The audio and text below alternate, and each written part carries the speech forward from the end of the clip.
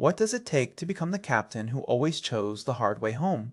Not the fastest way, not the easy way, the hard way, every single time. That is Kathryn Janeway. She stranded her own crew on principle on her very first day in command. She bargained with the Borg, the one enemy Starfleet feared more than any other. She made a decision so controversial that fans are still arguing about it decades later. By the end of this video, you may never think of her the same way again. Here are the top 10 reasons Kathryn Janeway changed Star Trek forever. Number 10. She wasn't even supposed to look like this. Kate Mulgrew was not the first actress to play Captain Janeway. Genevieve Bujold was cast first. She lasted a day and a half on set before walking away. She came from film, not television. The grinding pace of a weekly TV production was a shock to her system. It didn't help that the character had been rewritten out from under her. That happened right before shooting even started. Kate Mulgrew, who had auditioned earlier and been passed over, got a second chance days later. It was Mulgrew herself who suggested changing the character's first name, from Nicole to Kathryn. The Captain audiences would spend 7 years with almost didn't exist in that form at all. Number 9. Her coffee habit was never in the script. Coffee, black, is one of the most quoted lines in the franchise.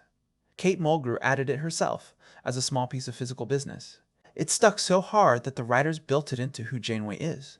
It shows up constantly, all the way to an entire episode built around her getting desperate when the ship's coffee supply runs critically low.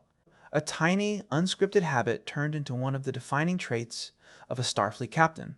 Number 8. She stranded her own crew on day 1 on purpose. In the pilot, Janeway is handed a choice most captains never face. Use the dying caretaker's array to send her ship home instantly or destroy it to keep it out of the hands of the KY Zon. The KY Zon would use that array to conquer a peaceful, defenseless species called the Ocampa. Janeway chooses to destroy it. That single decision, made in her first hours in command, is the reason the entire show exists the way it does. Every year, Voyager spends fighting to get home across 70,000 light-years traces back to a principle she held above her own crew's fastest way home. Number 7. She lost 2 fiancés, 2 completely different ways. Years before Voyager launched, Janeway was engaged to a man named Justin Tighe. He died alongside her own father, testing a prototype ship that crashed. That is not the only fiancé she loses. Years later, when Voyager launches, she leaves a second fiancé, Mark Johnson, behind on Earth. When Starfleet declares the ship lost with all hands, Mark waits, grieves, and eventually marries someone else. He only learns Janeway is alive after the fact, and has to send her a letter explaining it, while she is still out there commanding the ship that stranded her. 2 engagements. 2 men. Neither one ever makes it to the altar with her. It is the quiet, real reason she pours everything she has left into her crew. Number 6. She made a deal with the Borg. By season 3, Voyager runs into something even the Borg are afraid of. A life form called Species A472, one that is actively winning a war of extermination against the collective itself. Janeway does the unthinkable. She approaches the Borg directly and proposes an alliance, a bioweapon, in exchange for safe passage through Borg space. It works, but it comes at a price. A Borg drone is sent aboard as part of the deal. That drone is later cut off from the collective and left behind. Her name is 7 of 9, and this one decision is the reason she ends up part of Janeway's crew for good. She killed a man to bring back 2 of her own.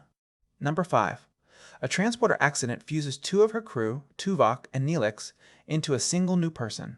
His name is Tuvix, and he is not a glitch or a costume.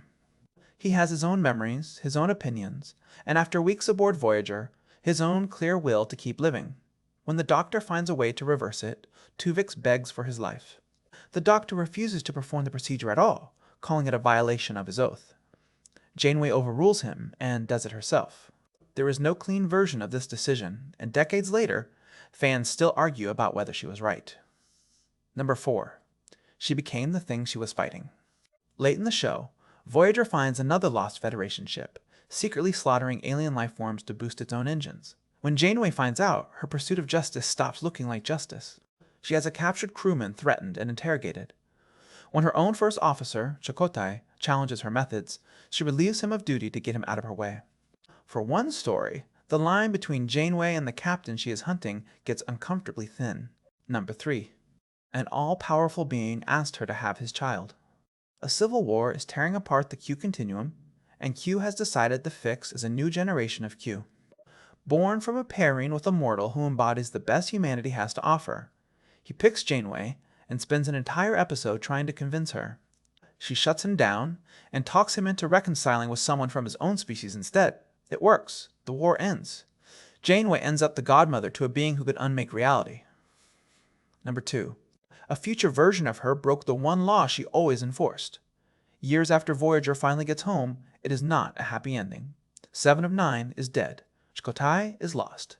Tuvok's mind is failing. An older Admiral Janeway can't live with having watched it happen once. She acquires illegal time travel technology and goes back to fix it, handing her younger self the tools to get the ship home 16 years early. To do it, she has to break the exact law against changing history that she spent her entire captaincy enforcing on everyone else.